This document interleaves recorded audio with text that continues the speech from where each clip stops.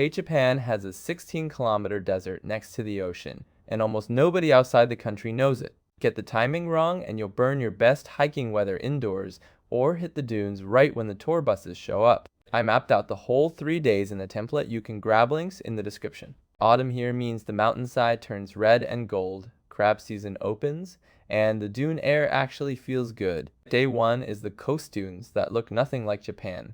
Indoor sand sculptures and a seaside shrine built on a rabbit myth. The Tottori sand dunes are 16 kilometers of coastal desert pushing 50 meters high.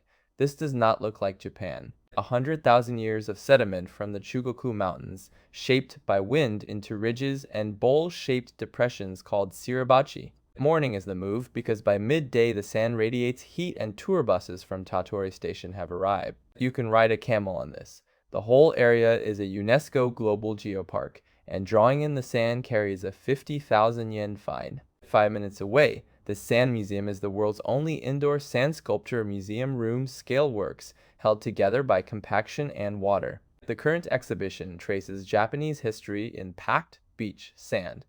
Next year, they bulldoze it all and rebuild with a Spain theme. Every sculpture survives on compaction and a light water spray. One bad sprinkler malfunction and the show is over. It's fully indoors, so it works as an afternoon refuge when the wind picks up.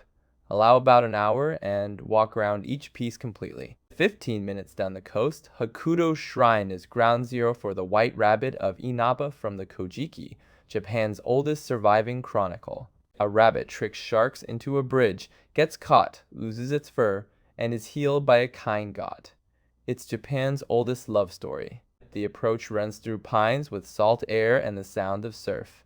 The torii gate frames open ocean, and late afternoon light turns everything amber. It's a certified matchmaking site. Now people pray for romance and buy rabbit amulets. The shrine is modest. The setting is the whole point. Day 2 goes inland and up autumn foliage on a sacred mountain, a temple that survived its own government, and a moss-covered stone path through ancient cedars. Daisen is 1,729 meters, the tallest peak in the Chugoku region, and locals call it the Mount Fuji of the West. The Motodasen Trail climbs through beech and maple that goes gold and red in late October. Clear days reveal views to the Sea of Japan. This was a Shugendo center for centuries ascetics training on the slopes, and the trail still passes remnants of that spiritual infrastructure. Start early because the mountain eats daylight, and clouds roll in by afternoon.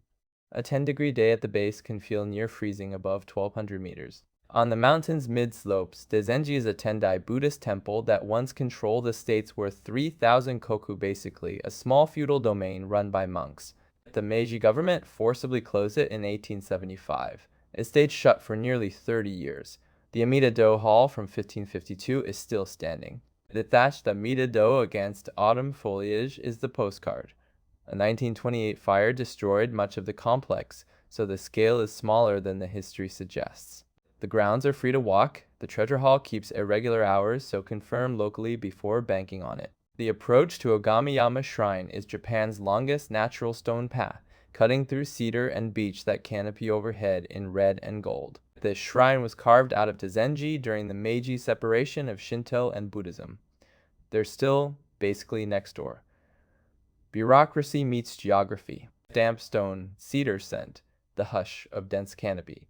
Autumn leaves land on the moss and stay there. The moss-covered steps plus wet autumn leaves are a genuine slip hazard. Sturdy shoes aren't optional. The walk is short but demands attention underfoot. Day 3 is Sakaiminato, a town that went all in on monsters, a museum for the one-armed man who drew them, and a port where the crab is surprisingly cheap. Sakaiminato built an 800-meter street with 177 bronze yokai statues to honor Shigeru Mizuki, creator of Jage no Kitaro. It's an open-air museum of Japanese monsters. The town didn't stop at the street. Manhole covers, street signs, the train station, all yokai themed. Most towns give a famous son one statue. This one built 177. Grab a stamp rally card at the tourist office near the station. It sounds like a kid's thing, but it genuinely makes you notice details you'd otherwise miss. Morning is a quiet window because cruise groups flood the street later. A quick yokai primer beforehand helps. Context makes the statues stick.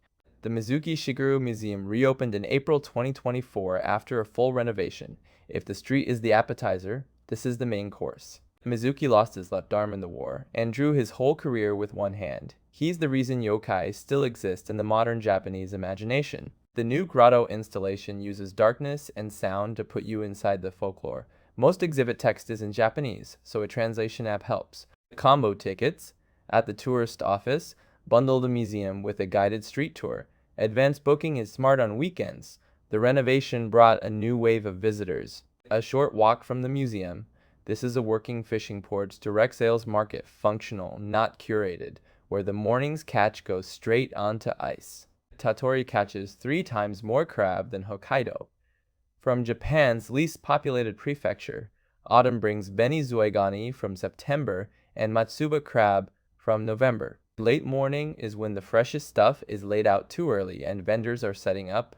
Too late and the best items are gone. Bring cash because most vendors don't take cards. Order the seasonal crab. You're eating better here for less than you'd pay in Tokyo. 3 days. Desert, sacred mountain, ancient myths and modern monsters. And the best crab in Japan from the prefecture nobody visits. That's Tottori.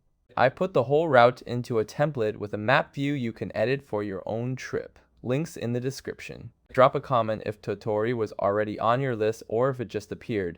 Let me know which stop you'd protect first.